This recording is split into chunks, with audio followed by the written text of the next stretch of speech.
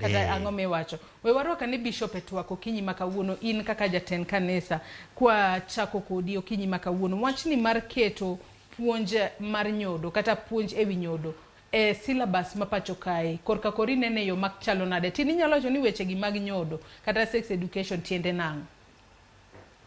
Now erokamano Joyce, aparo ni wan kaka Uganda nitiere gik moko mwatimo to okwa ketgi kako nego ketgi. Kana winjo wachni ka MP mar Kirinyaga ne otere parliament. Kata kapok nuchako dwaro wa mondo walosi to na achako penjora ni to bende nadiera ni sex education onge curriculum mar school. To na yudo ni sex education nitiere curriculum mar school. Number one, a class aboro, one called what we call the misuse of sex. Maipunje prostitution, chod, terruok, gile, incense, terruok, wedegi.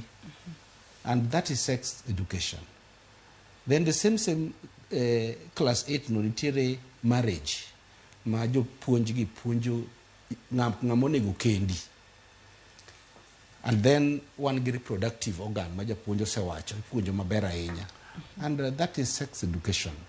Koro Joyce an gima dwaro mondo awach ne jopiny en ni sex education kaka japuonjo sewacho en teach monego tim kod 3 governments.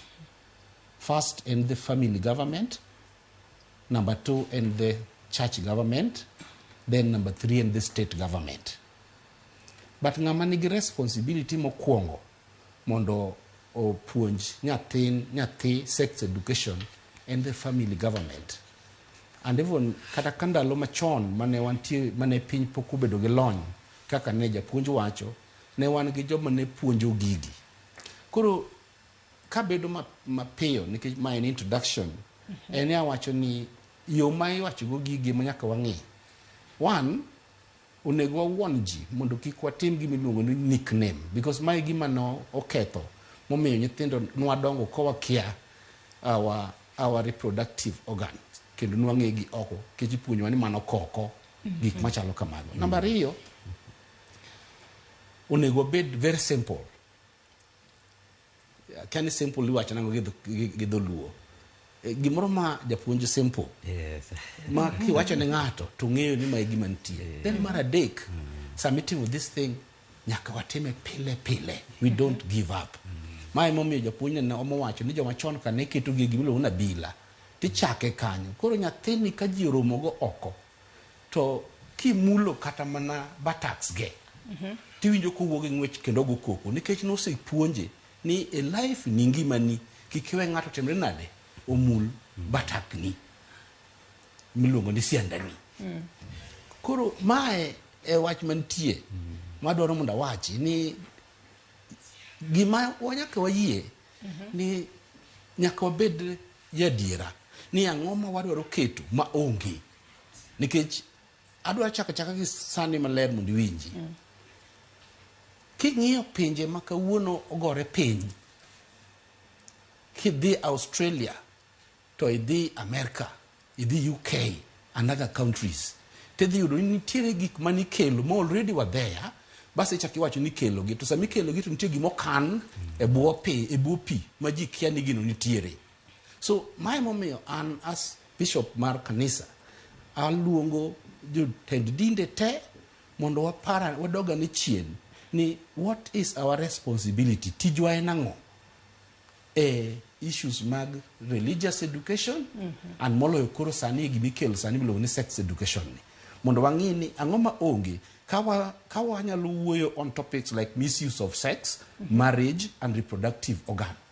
Koro ang'o ma onge ma idwaro med ka mondo gima onge ni wabeduru te to wang'e ni kete nang'o because kok wabedo te tadwaro mondo awachni ni my problem man wabedo as Christian community kaka jo Kristo kani loso constitution makoro neno wan go kawuono momi ratiro mar wuoyo kaka koro wuoyo kani no kel gimoro ni the religious codes mane wan gi Kadis coat and religious, then no Christian coat. Jo Kristo nowacho ni gin ok ginyal bet. Jo Muslim nowacho ni gin gidhi bet, gidwaro coat gi magi yale gigi. Eventually mar jo Kristo nokobedo constituted, gichako go koko.